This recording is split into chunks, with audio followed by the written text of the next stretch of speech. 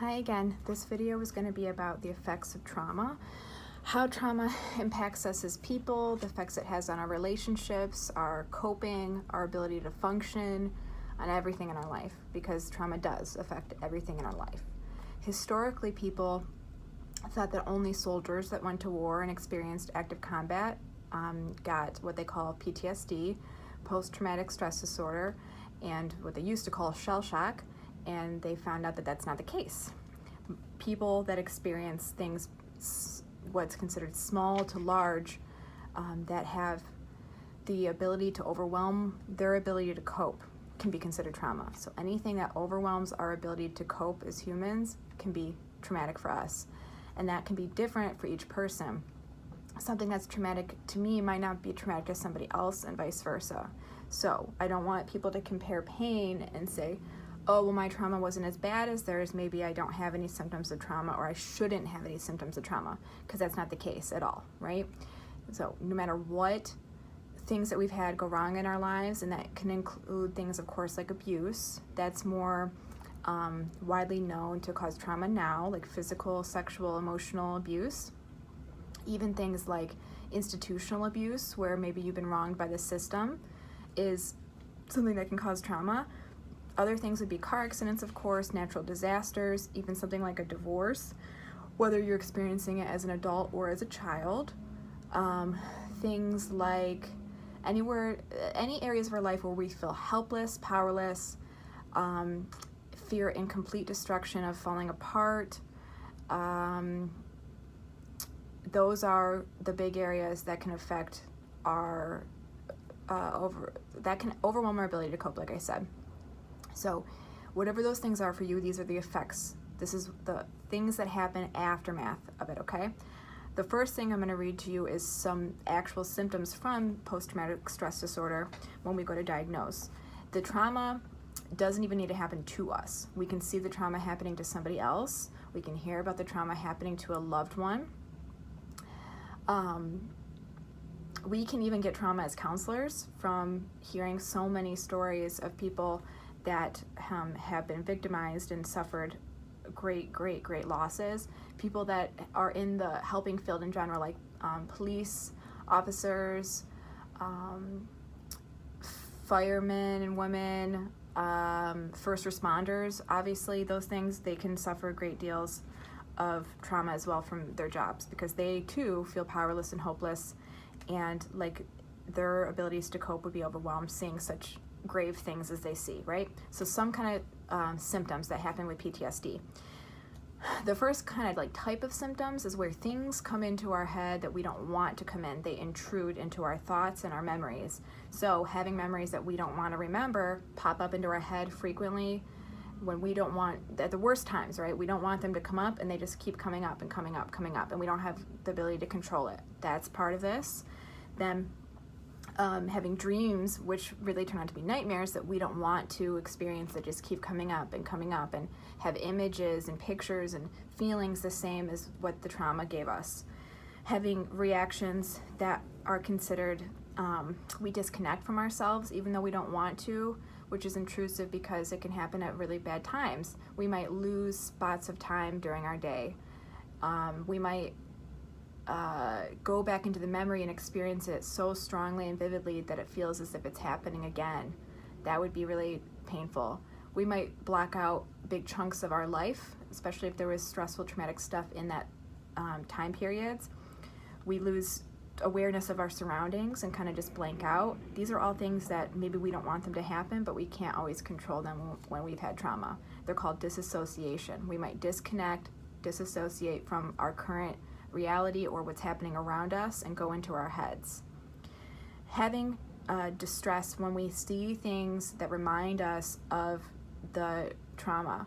Any little kind of trigger. It doesn't have to be the exact person or the exact situation, but if you got into a car accident in a white car, seeing a white car might give you anxiety and stress.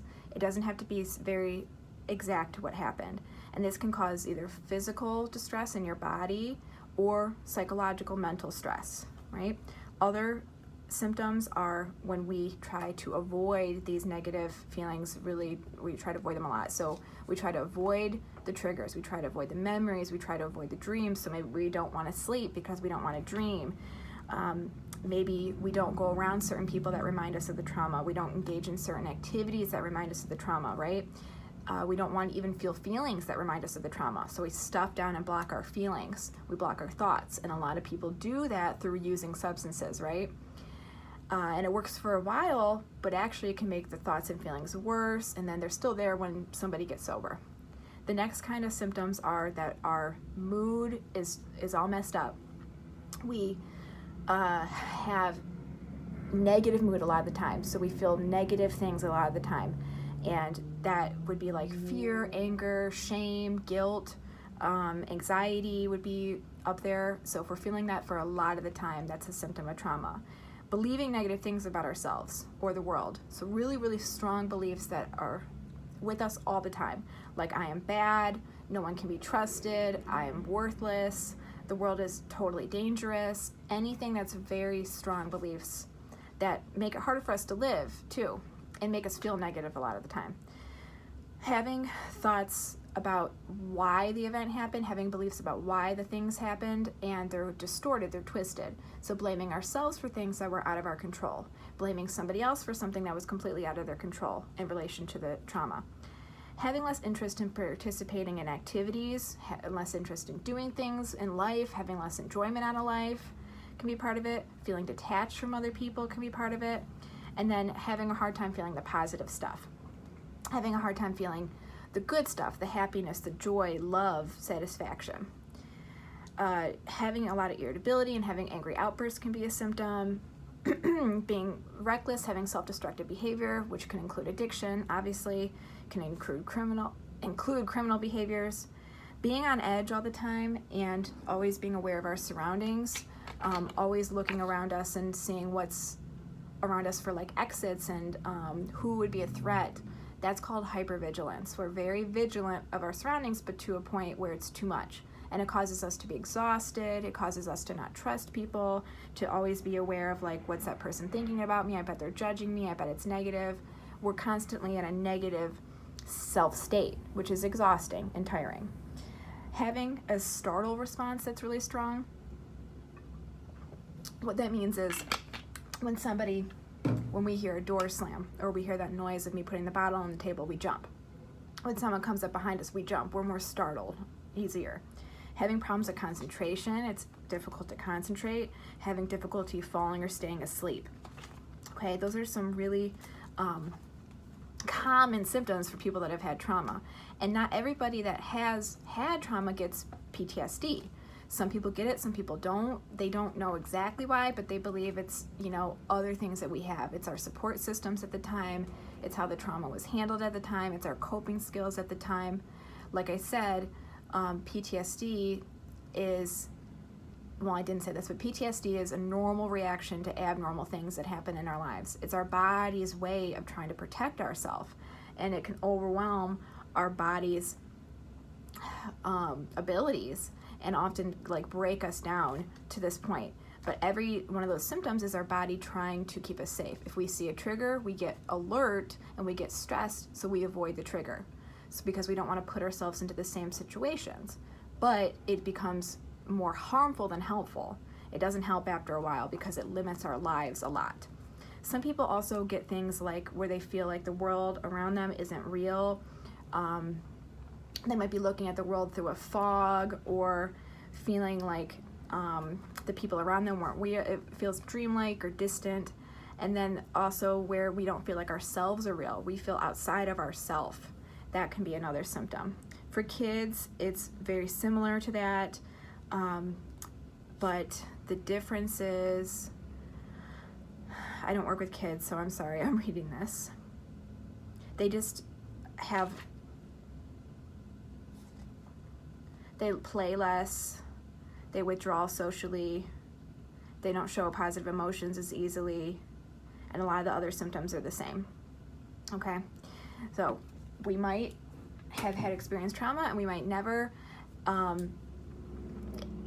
any even noticeable symptoms. It might be only a short time that we feel upset and shaken, and then we kind of power through it and we have enough skills or supports in our life that we don't feel negative at all. But a lot of people don't end up like that. A lot of people end up stuffing the stuff because they're told they're not supposed to feel it. And then they go through their lives, and then 5 years later, they end up being like, I can't hide this anymore. I'm still struggling. My life is worse than it used to be, and I need help. And that's where we come in, because we have a lot of,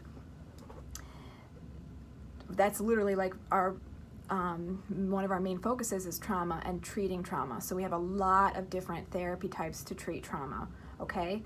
One of those kind of therapy types is called EMDR. If you want to Google that and do some research on that, it's very effective. We have groups that are specific for trauma. We, in general, are what they call a trauma-informed agency. So we treat people with trauma in a very respectful way, and we understand how trauma affects individuals, and we don't have judgment for it either, right? Other more long-term effects of trauma are just things like feeling helpless all the time. If we've had things that have happened to us that were out of our control, we can feel so powerless and helpless. Blame and shame and guilt, feeling like we're broken, feeling like we're not normal, like we're not like other people, feeling very old or very young, like going into these self states where we feel like we're the child again. You know, we kind of go back into that mindset because that's where we're stuck at. Having what they call like Stockholm syndrome, so like feeling like the person that hurt us is a wonderful person and feeling a lot of love towards them, and that's just a way to survive, okay? Having a loss of faith, whatever that might be, whatever your meaning is in life, whatever faith you have, feeling like there is no more meaning in life, and maybe God, feeling like God wasn't there, or like no one in the world has protected you. God didn't protect you, maybe, right? We all can have those feelings from time to time. Other things, just feeling so much despair, feeling like we don't have a future, there's no hope for a good future, there's nothing that I can expect from the future, I'm not going to have the things other people have. Having the tendency to become a victim again. The more trauma we've had, the more likely we are to have more trauma, because it just wears us down and it affects us. So, you know, we can have a traumatic thing happen when we're a kid and just have stuff happen again and again and again. And how hopeless would someone feel if that's happened to them? Isolating ourselves, having difficulty trusting people, having trust with other people, having conflict with other people, viewing relationships like I'm going to save this other person or they're going to save me, right? That's not how relationships are supposed to be, but we can get into that pattern a lot when we've had trauma, and get into problematic patterns of abuse even in our adult life. If we've had abuse when we're younger, we seek out abusers a lot of times when we're older. Having sleep problems, having more health problems than others. This is a really big one because our stress wears us down. If we have adrenaline in our body, pumping through our body all the time, it's going to wear down our heart, it's going to wear down our brain, it can lead to chronic aches and pains, it can lead to stomach issues, right? A lot of different stuff. It can lead to problems with eating because we don't want to eat anymore, or we eat too much to cope. And that's where the sleep problems come in too. It affects our body a lot. And it can obviously lead to addictions in order to cope with them.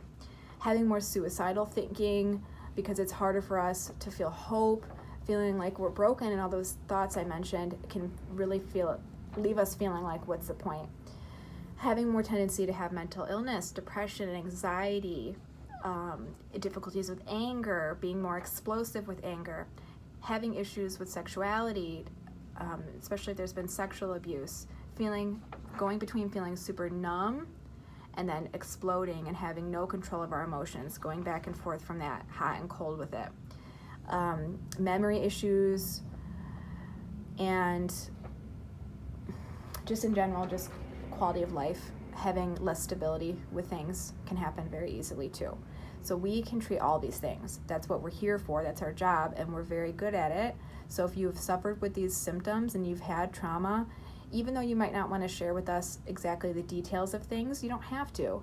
You can come in, if you qualify for services, if you have a severe mental illness or an addiction problem, and say, I've also had trauma, can I treat this too? And we know what to do with that, right? For all ages, we have trauma therapy for, okay? So please utilize us. We're here, we're in the community, and if you don't qualify with us, we can probably find somewhere where you do.